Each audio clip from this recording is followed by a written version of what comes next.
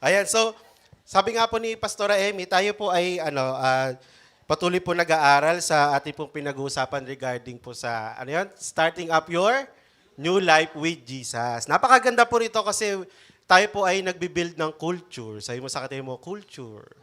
Yan. Ano po ba yung culture? Kasi po, ang dami po nagsasabi na tayo daw pong mga tao, wag lang Pilipino, kawawa naman yung mga Pilipino, no? Ang mga tao daw ay hindi sanay, una, manalangin, ano pa po, hindi sanay mag-sorry sa Lord, hindi sanay mag-worship. Yeah, kasi saan daw po sanay ang mga tao, no? Especially nung hindi pa dumarating ang ating Panginoong Jesus. Ang tao po ay likas na makasalanan. Yan. So wag mo na tingnan yung katabi mo kasi lahat po tayo. Yan. Pero tayo ay niredeem ng Lord. Amen? Nakakatuwa dahil sa pinag-aaralan natin ngayon, meron tayong binibuild na culture. Muli, sabi mo sa katabi mo, culture. Napaka-importante po nitong starting up your new life with Jesus kasi nagkakaroon po tayo ng basis or ng standard. No, lagi kong biro sa cell members ko, paano mo masabi na tayo ay namumuhay sa righteous living, no? Paano masabing mabait ka? Ano sabi ng mama mo? Ang bait mo anak, syempre nanay kita eh. No? Para pag pogi lang daw yan eh. Pogi mo anak ha, syempre nanay ko yan eh. So paano ba tayo magkakaroon ng basis or ng standard natin in a righteous living? And sabi nga, yung starting up your new life with Jesus. Ibig sabihin po, nung tayo ay lubos na nakilala ang Panginoong Jesus, tinuturuan tayo nitong libro na ito na lumakad sa kung ano yung pagka-design sa atin ng Lord. Amen? And meron tayong mga cell leaders, may mga network leaders tayo na tinutulungan tayo para dito. No? So kung tayo po ay nakakasubaybay, anong lesson na po tayo ngayon?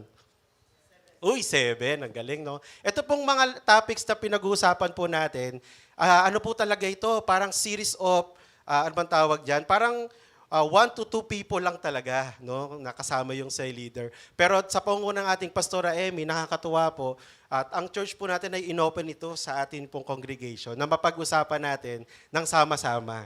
No, so kung kayo po ay may mga gustong i-invite, yan. So invite lang po natin sila and patuloy po natin yan matutunan. No, meron din po tayong live stream din. So kung tayo po ay nakamiss, kasi 7 na pala ngayon, wag po kayo mag-alala. Parang ano bang palabas yun? Ay, ano bang tawag doon, Pastor Benjo? No, yung pagka hindi mo naabutan yung nauna, maintindihan mo pa din. Ayan, so ito naman pong pag-uusapan natin ay mauunawaan pa rin po natin. No? Sige po, tayo po muna yung manalangin uli. No? Sige po, hallelujah. Lord, salamat po sa umagang ito, Lord, na binigay niyo po sa bawat isa sa amin. Thank you, Lord, for the opportunity na muli kami inyong ginather, Panginoon, sa inyong temple, O God, upang makapakinig, Panginoon, ng inyong salita. Maraming salamat, Lord. I-bless niyo po ang aking labi, Lord. I-guide niyo po ako, Lord, sa mga words na akin pong sasabihin. And naniniwala kami, Lord, na meron po kayong gagawing maganda, Lord, sa umagang ito, Lord. Maraming salamat, Panginoon. Ito po ang aming panalangin. Sa pangalan ni Jesus, Amen and Amen. Siguro magsimula ako dito. So baka nasa harapan ko yung mga youths no? So sino dito ang nasa in a relationship na? Uy. No, wag kayo masyadong kiligin. Pero po yun ang Lord po ay nag-design, ay makisuyo na lang po ako ng electric fan po. Ayan. Ang design po sa atin ng Lord na tayo po ay magkaroon ng pamilya. Amen? So, hindi ka naman pwede magkaroon agad ng pamilya basta-basta. No? So, lahat may pinag-uumpisahan. No? So, yung relationship, napaka-importanting grounds niyan, lalo sa mga papasok sa pag-aasawa. So, meron ako sigurong ngayon ano bang tawag dito? Representative. Oy, representative. Para po, matanong natin, kamusta po ang kanyang love life. Oy, love life. So, tawagin ko yung aking best man. Oy, best man ko yung Jules. Siya po ang alay today. Ayan. So pag-uusapan po natin kasi is yung tinatawag po, may part po dito yung tinatawag na communication. Sabi mo sa katabi mo, communication. Ayan. Naniniwala po ba kayo na ang isa sa success ng relationship ay communication? Amen? No? So kung kikilapit ka dito, Kuya Jules, wag ka masyadong kabahan kasi mas kinakabahan ako eh. Si Kuya Jules po ay malapit ng ikasal. So, yung details, siya na lang po kausapin niyo. Kaya, Kuya Jules, so, pinag-uusapan natin yung communication. Hindi ko alam kung hindi ko po kasi sinend sa kanya yung tatanong ko. So, para surprise. Yeah. Dalawang tanong lang po, Kuya Jules. Naaalala mo pa ba yung unang words or di ko alam kung paano ba kayo nag-usap ni Jobel? No? Ay, nabanggit ko! Nabanggit ko, no? Iba ka po kasi yung pangalan niya. Yes. So ano po yung, naalala mo ba? Sa text ba siya? Chat, no? Hindi ko sila pag-aaway, nakalma lang kayo. Ayan. Pero anything lang na nare-recall mo na mga unang messages. So, sabihin, hindi naman pinakauna. Ano ba? Hi ba? Ganon. So, alala niya, pakinggan natin si Kuya Jules. Kahit ano, hindi naman yung pinakauna talaga. Pero ano yung parang nare-recall mo, mga first? Good morning ba? Anong naalala? Ayun, hi Jobel daw. Yung pinaka tumatak sa akin na yung parang pinaka Nakakilig. mga first conversations namin is nagtatanong siya sa akin about sa devotion. So siya yung nagtatanong, ha? Ikaw yung nandito eh. So dapat ikaw yung Ano ko to side of my story. Okay.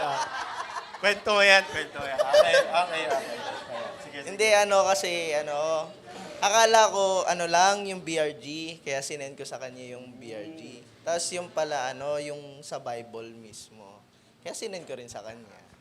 Yan, so ganun nag-umpisa, no? And kung naniniwala ako, Kuya Jules, kung hindi kayo nagkaroon ng deeper conversations pa or anumang mga pag-uusap, hindi kayo aabot sa punto na ikakasal kayo. Amen? Kaya nga, oo.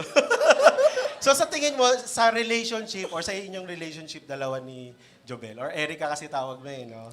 And so sa tingin mo, gaano kaya importante yung naging role ng communication sa relationship niyo? Para sa akin, thank you for that wonderful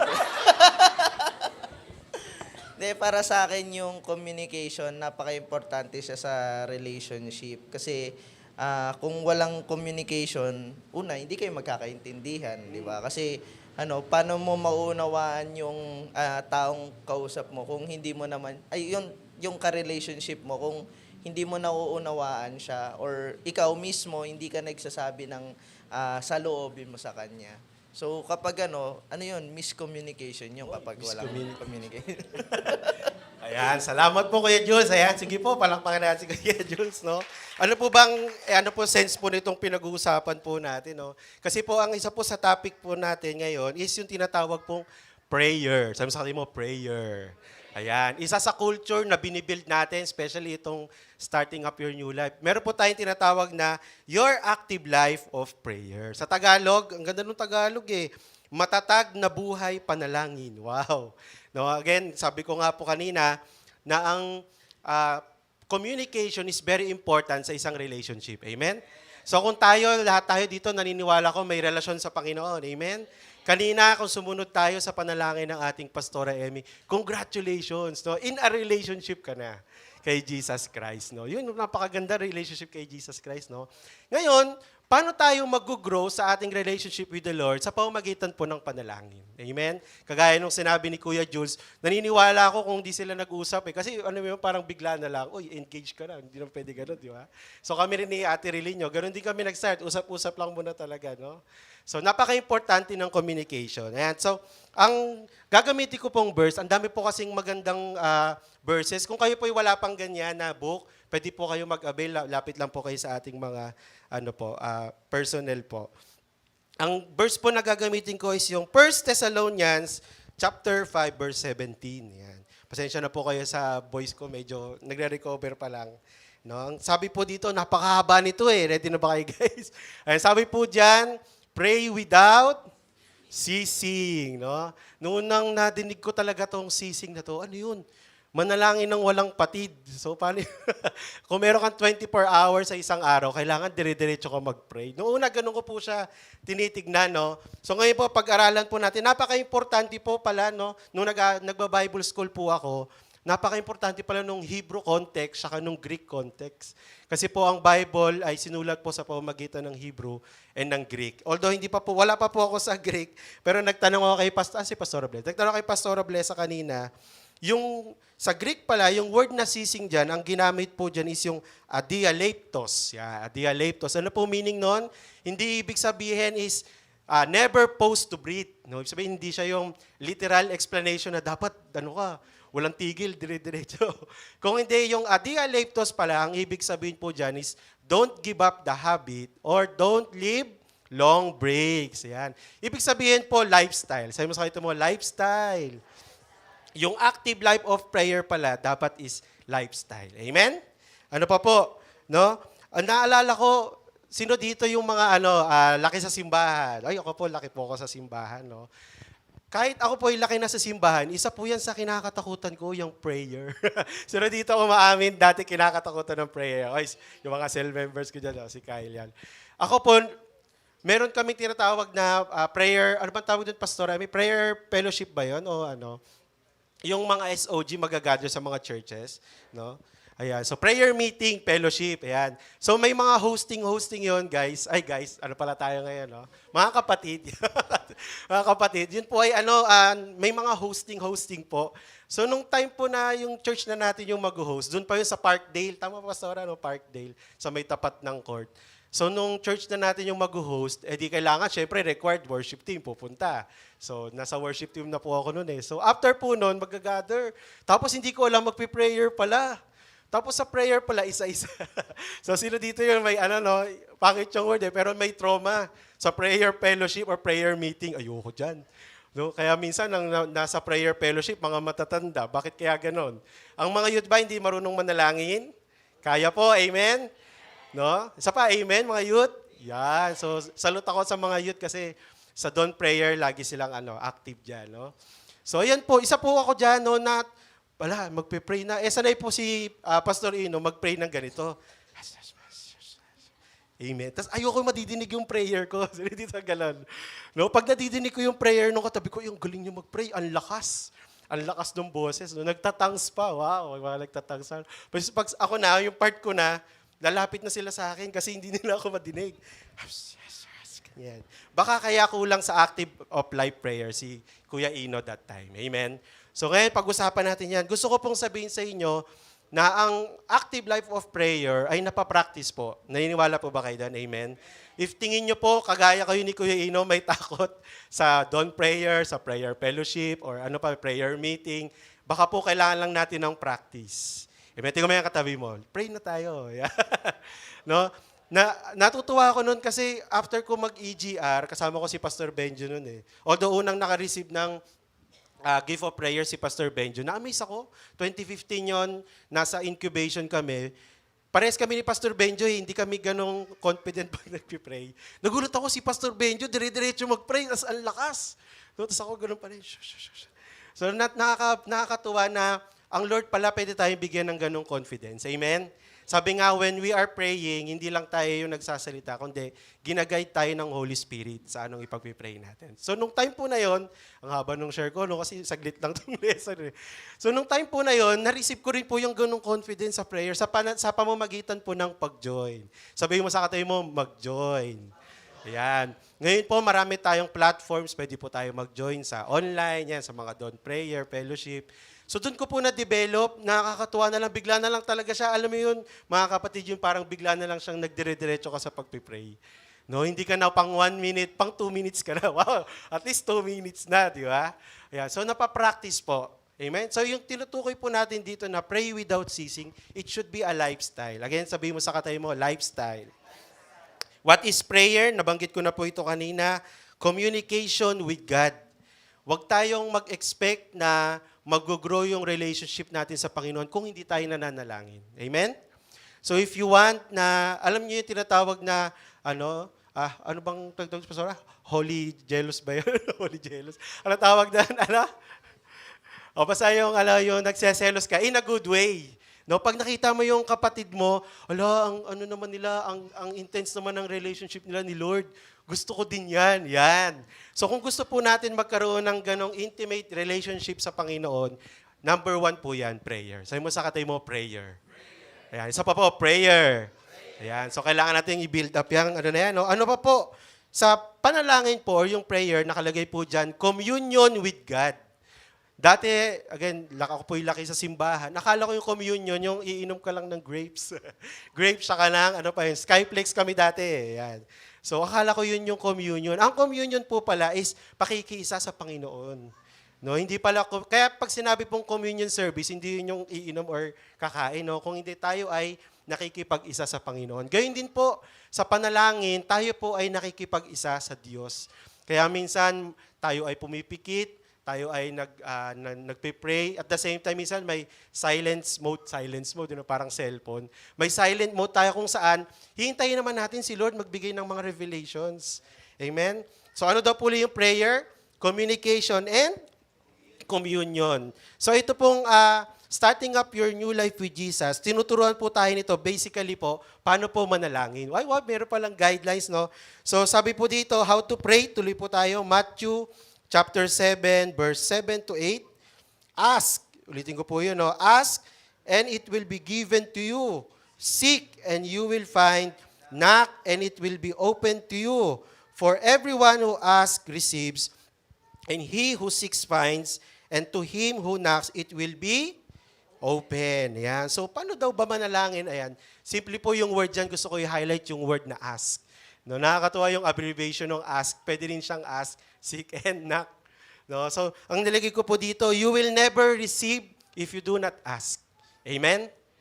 No, Lord, madamot ba ang Lord? Naniniwala ko hindi. No, baka kulang lang tayo ng pag-ask sa Panginoon. Amen? No, naalala ko 2 years ago, 2 years ago ba yung mami, no? No, nagganon din po yung prayer ko, Lord, yung sabi ko, bigyan ng baby. Ayun, nagsaawa ng Lord, no, nagkaroon kami ng baby ni Ate Rilinyo, si Zia. So, hindi po madamot ang Lord.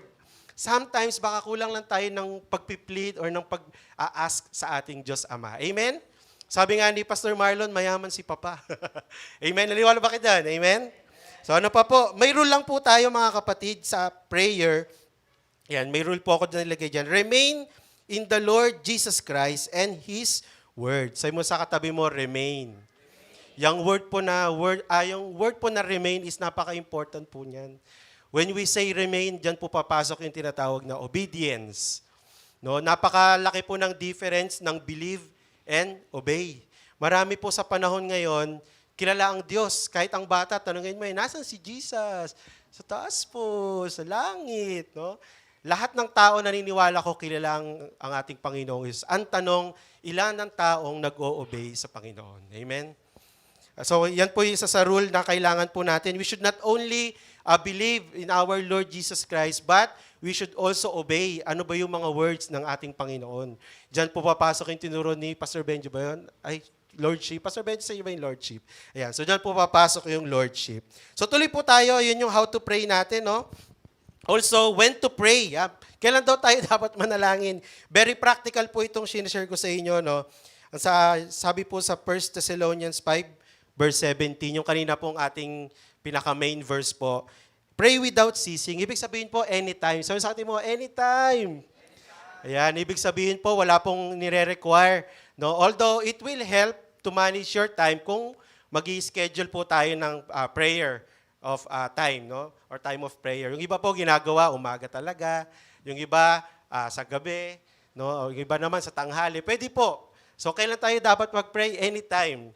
Anytime. Yan. So ano pa po? When we say pray without ceasing, it means pray continually. No? With or without problem. Gusto ko i-highlight yun. With or without problem.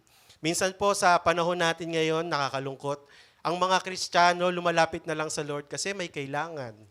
No, naniniwala po ba kayo doon? No, pero naniniwala ako, pwede tayo mag-pray kahit wala tayong problema. Amen? No, so minsan kasi pag lumalapit na sila, Lord, Panginoon, Panginoon, Panginoon, yung Panginoon natin naging Panginoon. Pero ang sarap sa feeling siguro din minsan na, Lord, magpipray ako kasi grabe yung ginawa mo sa akin ngayong araw na ito. Meron tayong grateful heart. Amen? So when to pray, with or without problem. Ito pa isa, scheduled or not scheduled. Anytime po, pag pinag-aralan po natin yung pray without ceasing, yung alam niyo po yung parang normal na lang na kinakausap mo ang Panginoon. Sino dito minsan na-experience yung, Lord, gabayan mo ako sa sa pagtawid ko sa street na to. Prayer na po yun. The moment you talk to God, it's also a prayer na po. Amen? So wag tayo minsan ma-conscious na kailangan lang talaga nakapikit, kailangan talaga. Alam mo yung casual lang nakausap mo si Lord. Kasi si Lord friend din natin. Amen? No? So, alam mo, bago ka mag-exam, mga students, Lord, ano mo ko, guide mo ko sa pag-answer ko. Prayer na yun. No? Hindi mo kailangan na ipakita sa mga classmates mo na, wait lang guys, magpe-pray ako. No? So, hindi natin kailangan yung gano'n. No? Again, scheduled or not scheduled. Ano pa po? who to pray. Ayan, sino daw po yung mga pwede natin yung ipag-pray? Ang sabi po sa 1 Timothy chapter 2 verse 1, "Therefore, I exhort first of all that supplications, prayer, intercessions, and giving of thanks be made of all men." Ano pa daw sa dulo? Made for all men. Ibig sabihin po para sa lahat. Ibig sabihin, sino ba yung mga pwede natin ipag-pray? Una, syempre, ikaw.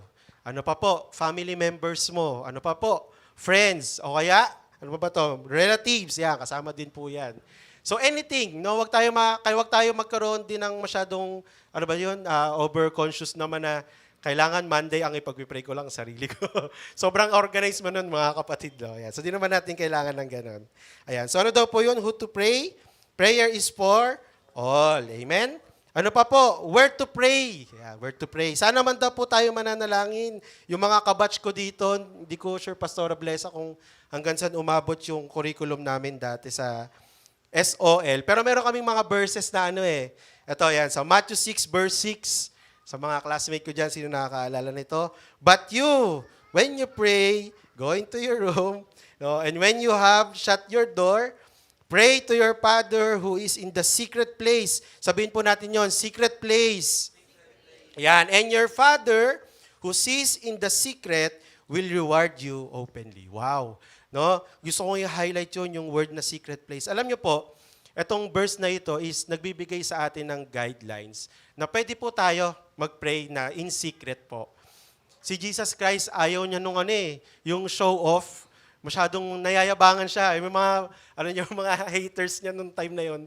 Kasi nakikita niya, grabe, parang na lang talaga, show off na lang mag-pray. Yung mga Pharisees, yung mga Sadducees, no? Kailangan, pa yun? Minsan nagpa-fasting pa yun, lubog na lubog pa yung cheekbone, no?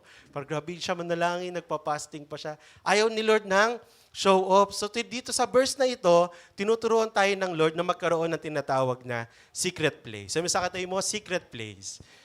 Nung pinag-aralan namin yan ni Rilin, yung secret place na yan, napaka-importante pala niyan. Secret place pala is something na hindi mo ginagawa publicly, pero si Lord lang ang witness mo. And it doesn't only apply sa prayer. Alam niyo po, even sa lahat. When you bless someone, when you give, when you support, when you share, anything na ginagawa mo in secret place, the Lord honors it. And sabi diyan, your Father who sees in secret will reward you openly. Wow! So yun po ng una, where to pray, pwede po tayo magkaroon ng tinatawag na prayer room. Sino dito may prayer room? Sabay! Naalala ko si Pastor Boyd, yung hindi pa inaayos yung bahay namin. May prayer room talaga kami doon. And parang sa war room, lutong-luto sa panalangin yun. Tama yung shinare ni Pastor Benjo. Pag pumasok ko doon, kikilabutan ka talaga. Na-experience nyo na ba yun sa isang room na kung saan dinaraos ang panalangin? Merong chills, no? So yan po, pwede tayong magkaroon ng prayer room sa ating tahanan. O kaya kung may kwarto kayo, medyo arcade tayo. Wow, arcade, no? Kung meron tayong sariling kwarto, pwede nyo pong gawing bahay panalanginan. Amen? So, yan, tinuturo ko po sa atin dyan. Ano pa po?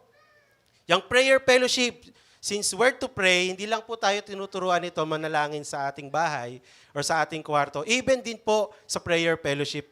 Ano po yung mga prayer fellowship natin? Ito po, itong Sunday service, consider din po itong prayer fellowship. Bakit? Nagpe-pray po tayo eh. Nakababilis ako sa prayer sabi ko, Pastora Gemma. Si Sister Gem, bless ako since prayer po yung topic natin, nakakamiss makinig ng mga ganong klaseng prayer. Salamat po, Sister Gem. No, ano pa po? Dawn prayer. Sino dito mga nagdo-dawn prayer? Yan. Monday to Friday, may mga nagli-lead po sa atin mula sa MWF hanggang youth, hanggang worship team. Tapos may Saturday pa. Ayan. So, saan daw tayo pwede manalangin? Gamitin po natin yung mga platforms na yan. Amen? Sabihin mo sa katabi mo, what matter is your heart. Yan. Sometimes kasi, nagiging traditional na lang. Hindi po masama mag-pray, pero minsan nagiging traditional na lang din yung pagpipray. No, for example, 3 times ako nagpipray eh. Wow, grabe, 3 times ako nagpray. Kailan ka nagpipray? Tuwing kakain. Wow. No, so pagkakain siya ng agahan, tanghalian, hapunan. Wow, prayer warriors. No, 3 times a day. Wow. So, nagiging tradition na lang. Pero kung titignan po natin, what matter is ano yung nasa heart mo, bakit ka nagpipray? Pag nag-pray ba tayo, ini-impress natin yung katabi natin. Pag nagpe-pray ba tayo, para masabi naman na, syempre, 10 years na ako sa church. Eh. Wow, 10 years. Dapat 10 hours na rin yung prayer. Oh, 10 hours. At hindi, no, hindi na dapat ako pang 10 minutes. No? Pang 11 minutes na ako. So, it's just a show off na lang ba? So again, what matter is our heart. So wala yan kung saan ka magpe-pray, sa room mo or sa church. Ang mahalaga yung laman ng ating puso. Amen? Ano pa po? What to pray. Ayan, what to pray.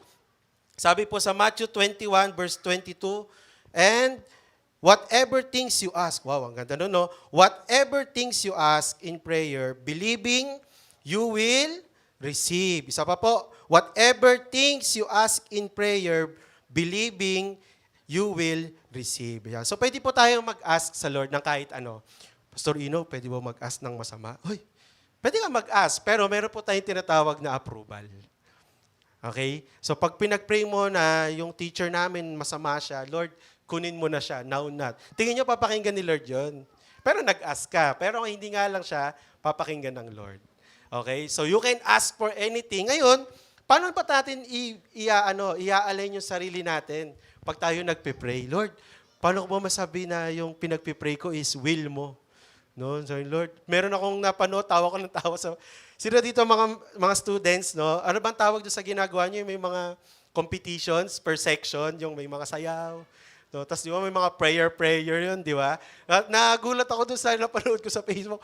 Pinag-pray niya na, Lord, wag niyo na pong gabayan yung ibang groups. Grabe yung prayer niya. Kami lang yung gabayan niyo. So yung ibig sabihin, you can ask whatever sa Lord. The question is, i-approve ba siya ng Lord? No, patawa lang po 'yun, pero totoo po, no. Ayan, ano pa po? Sabi po diyan, pwede po tayo mag-pray ng para sa atin. Anong pwedeng pag-pray? Pwede po sa atin o kaya pwede po sa ibang tao. The moment that you have prayed to other people, ang tawag po sa iyo intercessor. Wow. Sabi mo sa katabi mo, intercessor ka pala. No? Akala ko dati yung intercessor parang badge, no? Parang pastor, worship team, intercessor. Akala ko intercessor may specific lang, no? The moment na meron kang pinag-pray na tao, intercessor ka na. Namamagitan ka, Lord, inaalala namin sa panalangin, si ganito, si ganyan. Yan, tayo ay nag-intercede. Sa kabutihan po ng Lord, naalala ko lang, alam niyo po na ako na hiyang-hiya na mag-pray publicly. Sa kabutihan po ng Lord, alam niyo, kaka-join ko po nung ako po yung nagtatrabaho pa. Kaka-join ko ng SOG Prayer Fellowship. Ako po ay na-promote. No, hinila po nila ako before na maging part ng intercessor group nila. Wow. So first time po yun, sabi ko, Lord, ito na yun. Magpipray ka sa ibang church, tapos sa harap ng maraming congregation, magpipray ka sa kaya ko ba to? Yeah, pero tayo ay pinalalakas ng Panginoon. No? So na-experience po ni Pastor Ino, nakaka-bless po. Ano pa po? Sabi diyan, desires of your heart. Sabihin niyo po, desires. Paano ba tayo mag-pray? Dapat meron dating desire sa ating puso. Ang tanong, paano natin masasabi na yung dinidesire ng ating puso is in line with the Lord? Ang ganda nung shinare ni Pastor Dave, naalala ko, sa mga youth, ayan. Tayo po ba ay nananalangin para sa ating mga partner or in the future partner? Dapat po.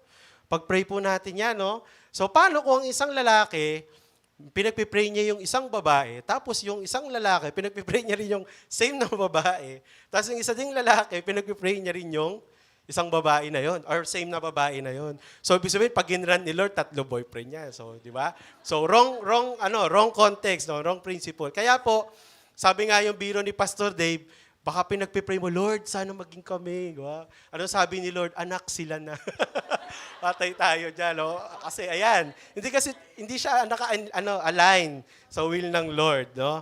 So ibig sabihin po yung word, yung ano po natin yung sa verse po natin sa Bible, yung delight yourself in the Lord and He will give you the desires of your heart. Kapag tayo nagdidig deeper sa relationship natin sa Lord, hindi tayo nag-a-ask ng wala sa will ng Lord. Amen? So, ibig sabihin, yung desire pala na yon ng puso natin, matik po yun, dinidesire din yun ng Lord. So, kapag pinag-pray mo na gusto mong makaahon sa buhay, desire ng Lord yun sa'yo. Amen? So, yun po yung ibig sabihin nito. Maging maingat tayo doon, no? Yung dinidesire ng heart natin, it should be always after God's own heart and will. Amen? Ano pa po? Ito ang ganda po nito, sabi sa Romans 8 verse 26. Likewise, The Spirit also help us in our weaknesses, for we who do not know what we should pray. O, minsan may ganun po ba na-experience yun na pag-pray ko, Lord? Sabi po dyan, for us we ought. But the Spirit Himself makes intercession for us with groanings or mga pains natin, heartaches, which cannot be uttered. In the moment na tayo po ay nagpipray at hindi natin alam kung anong ipagpipray, huwag po tayo mag-alala. Kagaya po ng sinabi ko, the Spirit of God or yung Holy Spirit sa atin mag-guide kung ano yung ipagpipray natin. Kaya magugulat ka na lang talaga pag napuspos ka ng banal na Spirito, grabe, tuloy-tuloy. Minsan nakakapag-tongues pa. No, yung prayer of tongues po, kausapin niyo yung cell leader niyo kasi hindi natin yung mapag-uusapan ngayon. No, so yan, ano po yung what to pray, whatever or anything, as long as yung dinidesire ng heart natin is dinidesire din ng Lord. Amen? So ngayon po, malapit na po tayo matapos. May i-share po ako sa inyo na guidelines. Wow. Paano daw pa tayo manalangin? Mga things to consider po. Number 1, set a regular time and choose the best place. Naniniwala po ba kayo ang special na tao, dapat may special place yan. Amen? Lalo ang Panginoong Jesus. No? Huwag naman natin gawing over familiarity sa Lord na, again, kahit saan naman tayo pwede mag-pray, pero somehow, the Lord wants you to have conversation with you in secret. Yung kayo lang. No? Sa kaming mag-asawa, alam ko si Ate Rilin ay prayerful po talaga yan. No? So sometimes na-share niya sa akin na medyo nahiya siya minsan mag-pray na nandun ako. So sabi ko, okay lang naman. Kung gusto mo, soloin mo muna yung room para makapag-pray. Okay lang po yun. Amen? So tayo din po, magkaroon tayo ng tamang room or tamang pwesto po kung pag tayo po ay nagpipray. Kasi po, kagaya nung sinay ni Pastora Babylin nung nakaraan, Thursday yun, no? Ang hirap mag-pray pag may distractions. Natutuwa ako doon sa carpet, yung sinishare sa carpet. Totoo yun kasi minsan pag naka-load ka, pag nangangalay ka na, mauudot yung prayer mo. No? Mag-silent mode tayo. Ayan. So, napaka-importante po na tayo ay nag-choose ng best place. Amen po? Ano pa po? Prayer is not a burden. Sa katabi mo, not a burden. Ayan. But a gesture of your relationship to God. Ibig sabihin pala no, hindi nire-require tayo ng Lord kung hindi matik siya sa isang relationship na nagbibigay ng communication, which is for God, yung sa pamamagitan po ng panalangin. Amen?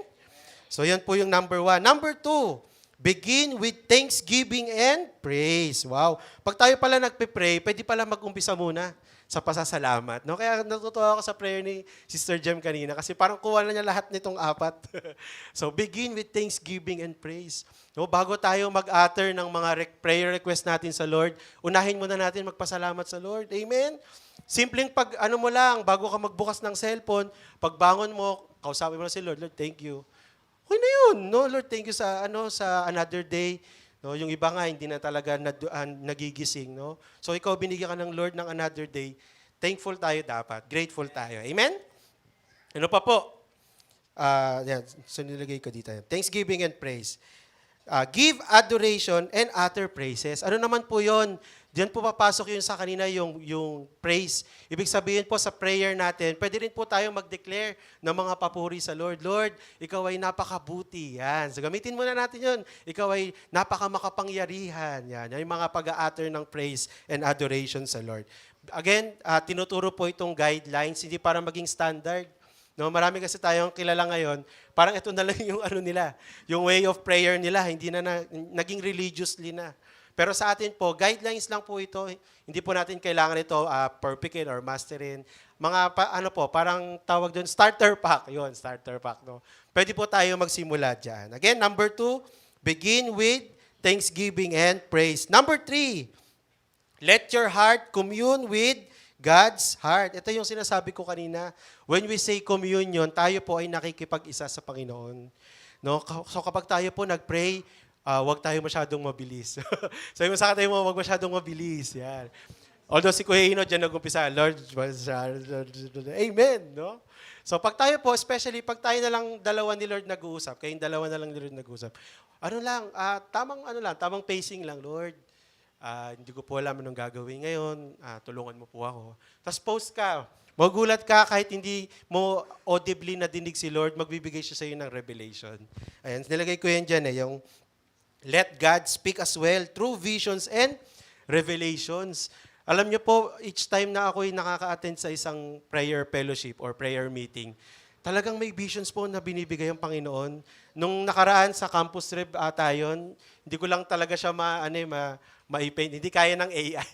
O hindi kaya ng AI si Lord, guys. Yo. So, kapag tayo po nagpe-pray, wait natin. Naniniwala ko, hindi mo man madinig yung boses ng Lord, meron siyang ipapakita sa'yo through visions and revelation. Magulat ka na lang, para siyang, alam niyo yung sa mga palabas, yung ting, yung ganon. So yan, may binibigay na revelation ng Lord. Sumasagot ang Panginoon. Amen? So number 4 naman po, and last na po ito, declare a statement of, ulitin natin yon, declare a statement of faith. Napaka-importante po nitong, attitude sa panalangin. No? Pag tayo po ay nagpe-pray, dapat po may faith. Sabi mo sa katayo mo, faith. Wow, ang ganda na magkaroon ng pangalang faith, no? Yan. Claim that God will hear your prayers and will respond it. At maring English ko dito, no? Sorry po. Respond to them, okay? So yung ating pong prayer, dapat may faith tayo, napapakinggan nyo ng Lord. Amen? No? Amen po ba? No? And kapag nadinig ng Lord yung ating prayer, expect natin na siya ay magre-respond. I-claim natin. Sabi sa tayo mo, i-claim mo. No, kahit 5 years mo nang pinagpipray yan, i-claim mo. Amen. No, ano pa po? Claim it even when you have not seen it yet. Tama ba yung English ko? So, ayan. Pag tayo po nagpipray, i-claim natin kahit hindi pa po natin nakikita. Amen. Lagi ko po sinasabi yan na ang kabaliktaran po ng faith, hindi po doubt, kundi sight. No, kaya tayo dapat hindi nabubuhay sa sight, kundi sa faith. Sometimes kasi pinangako ng Lord sa'yo, ganito mangyari sa life mo, iba yung nakita mo. Ayan. So, dyan po nasisira yung ating faith. So, tayo, kapag tayo nagpe-pray, hindi mo pa nakikita yung result, i-claim mo na. Amen? Sabi mo sa katayo mo, i-claim mo na. I-claim mo na yung promotion. Amen? I-claim mo na yung good grades. Wow, no? Ayun, amen. Lakasan natin, amen natin lalo sa grades, no? Ano pa po? Act. Ito maganda. Act as if you have already received your answer. Wow. No, kahit ano ba, sa mga may sakit, no, kapag pinag-pray niyo yung sarili niyong magaling ka now, i-ano mo yung sarili mo, i-convince mo yung sarili mong magaling ka. Amen? Hindi yung, tulungan niyo ako, paabot ako ng kumot. Talagang nagpaawa pa tayo lang. So kapag tayo nag-pray na, Lord, I receive healing. Bangon ka sa bangon ka, try mo kahit basic things lang, no, maghilamos or maligo, no? Wag natin masyadong babyhin yung sakit. Amen? Example lang po yun, no? Pero when we ask prayers sa Lord, let's also act as if we receive the promise. No? Amen po? Yan, itong siguro sa last verse po, tech team, yung Acts chapter 12, naalala ko lang siya kanina habang papunta ako dito. Yan, Acts chapter 12. Siguro po, sa 13 to 16 na lang yung i-show natin. So yung context po nito, si Peter po ay miraculously nakalaya sa kulungan. No, sa verse 5 yan ng chapter 12. Tapos sa verse 13 to 16, ayan, basahin natin, no?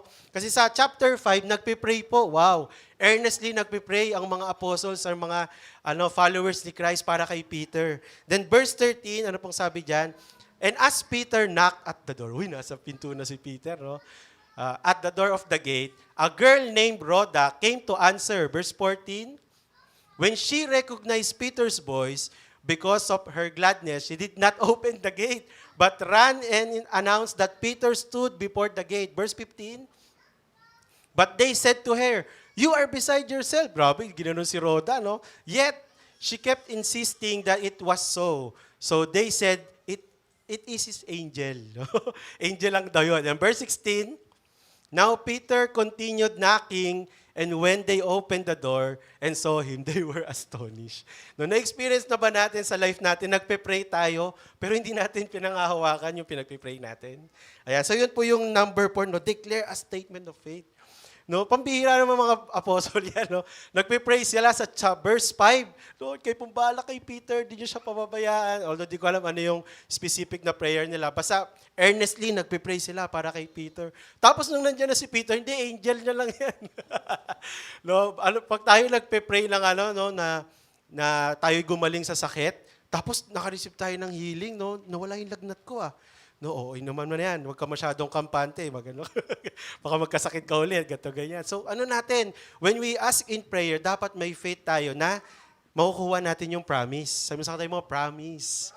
Si Lord pag nag-promise, guys, walang broken. Amen? Covenant kasi si Lord. Amen? So yun po yung number 4 natin. Declare a statement of faith. And sa ating pong conclusion, conclusion na po tayo. An active life in prayer is, highlight ko po ito, choosing to meet. Sabihin niyo po, choosing to meet. Tayo pala, pag nagkakaroon ng active life of prayer, kailangan tayo po ay nagde-decide. Mamili or magkaroon ng will to meet God daily with a focused heart, refusing, sabi sa kita mo, refusing to let distractions steal the power of His presence in your life. So sa tinuturo po ng ating libro na Starting Up Your New Life, ang active life of prayer po dapat talaga ma-practice natin without distractions. Kaya napaka-importante mga youth, huwag kayo talagang hahanap ng partner na hindi mananampalataya o hindi nakikilala yung pagkatakot sa Diyos. Bakit? Kasi pag nag-pray ka ng matagal sa Lord, baka yung kanyan, magselos pa sa Lord yan. No, grabe ka naman mag-pray. Hindi ka pa nagsasaing. Wow, grabe naman. So magsaing muna bago mag-pray. Amen? Yan. Practical lang, di ba? Mahaba ka mag-pray, di saing muna. So again, without distractions. Amen? So nilagay ko po dyan, dito po tayo magtapos. Prayer is not just a habit, it's a heartbeat. Amen? Hindi lang siya basta maging habit natin, kundi maging pulso. Ang pulso, tuloy-tuloy yan, no? So, ibig sabihin, hanggat ikaw ay may pintig na nararamdaman dyan, let's continue to pray lang and always ask the Lord.